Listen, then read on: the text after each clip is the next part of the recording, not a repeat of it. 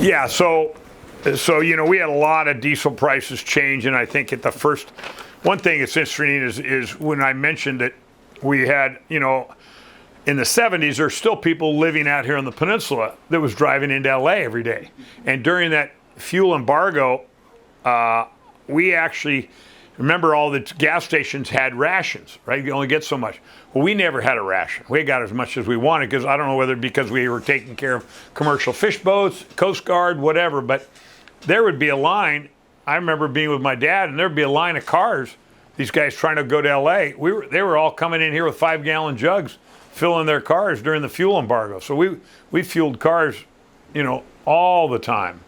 And one of the big keys to our business after that is we acquired a fuel delivery boat from Jack Nelson, who had the Shell dock across the bay, which now the Beak family runs.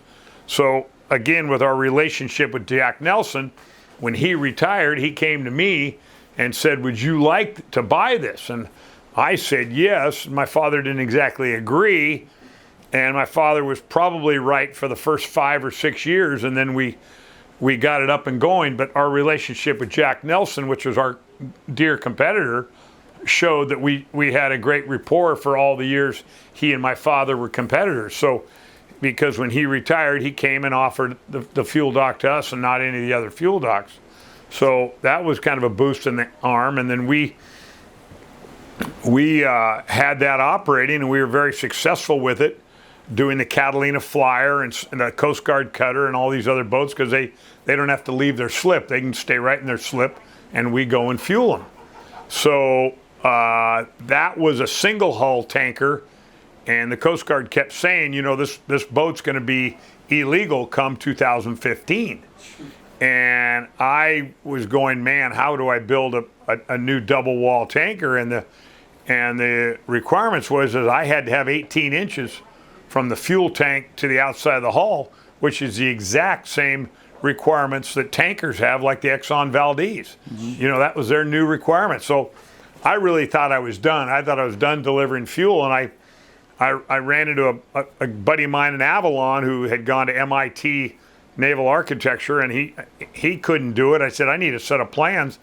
I found a retired guy down in Palm Springs that said, you know what, I'll work with you. So I threw him a little bit of money, and then I threw him a little bit more money, and I threw him a little bit more money, and by God, one day he says, hey, I've got an approved set of plans from the Coast Guard in Washington, D.C.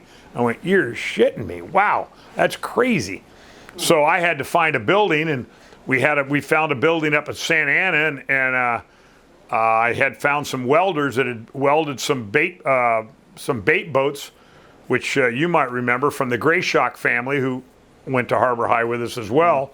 But they ran the bait barges, and they had some guys from Ensenada that did all this great welding. So we found a industrial building in Santa Ana, and we built the tanker, and my son and I were up there every day running all the systems and plumbing and hydraulics, and put an engine in, and I bought the engine from my other brother who's in the marine engine business. And so by God, here we are with a fuel tanker, and I believe we're the only one on the West Coast. I know we're the only one on the West Coast, and I don't even know if there's any.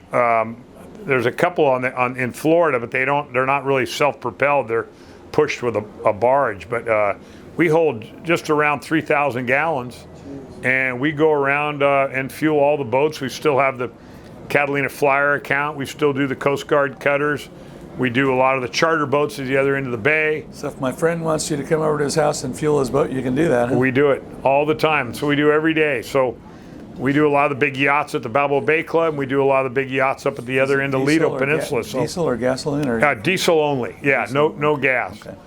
We would like to go to gas now because of all these big boats that have so many outboards and sell so much gas. But so that's been a huge boost in our deal, and it's been great. So, but you do have to have a Coast Guard license to run it, and you have to also have a tankerman's endorsement, which my son and I both have, and we also have 2 employees that have the same credentials. So you can't just get anybody off the street to run that operation. So. Yeah.